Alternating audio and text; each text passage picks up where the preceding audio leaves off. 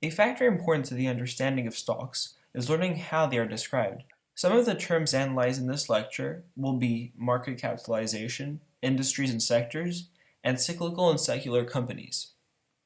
Let's start off with market capitalization. You'll often hear companies referred to as large cap, mid cap, or small cap. All these terms refer to the overall market capitalization of a company. It is basically a measure of a company's size.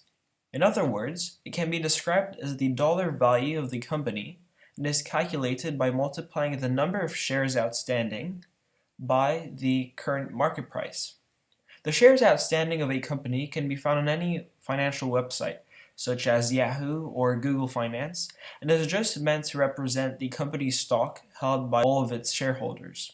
There's no specific point in order to qualify a company as being a large cap, mid, or small cap.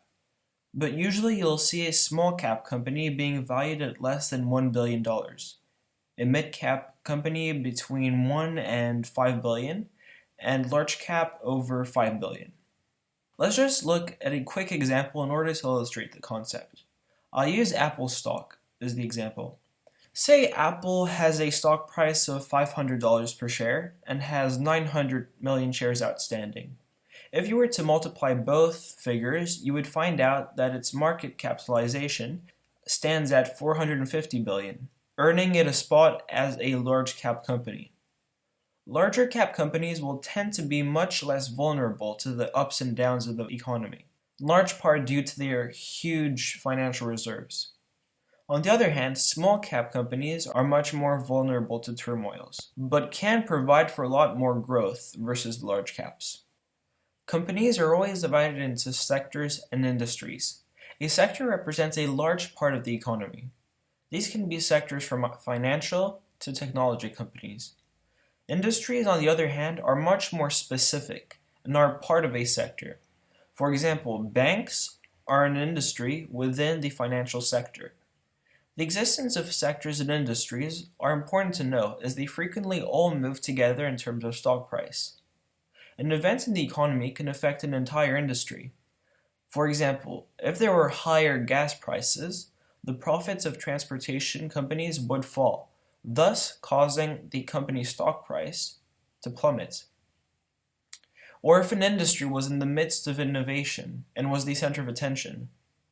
Much like during the dot-com bubble, which was a time when investors bought up any tech companies they could find, even though their stock price was worthless. This resulted in the crash of 2000. An important part of maintaining a healthy portfolio, which means a collection of stocks, is by having stocks that belong to different sectors and industries. It is important as if, say, a stock of one industry were to fall, you would have the downside protection of the other stocks which would belong to different industries and sectors. Stocks are also divided into two very important categories, the seculars and the cyclicals. The big difference is in the way that they make their profits, therefore responding to the relative strength or weakness of the economy. Secular stocks make up stocks that people need, regardless of the state of the economy. So for example, consumer staples, which are basically supermarkets, etc., or healthcare. So basically services that people will always use even during a weak economy. The opposite to these are cyclicals, sectors and companies that require a strong economy to thrive. Industries such as travel or luxury goods are some of them. During times of economic hardship, they tend to have decreased profits as people try to cut down on unnecessary expenses. The three major descriptions of stock discussed in this lecture were market capitalization, which is the company's total value, sectors and industries, which are categories in which companies are placed in relation to what they do, and seculars and cyclicals, which is related to the two different types of companies and how they make their profits. So this concludes this lecture on how stocks are described. Thank you very much.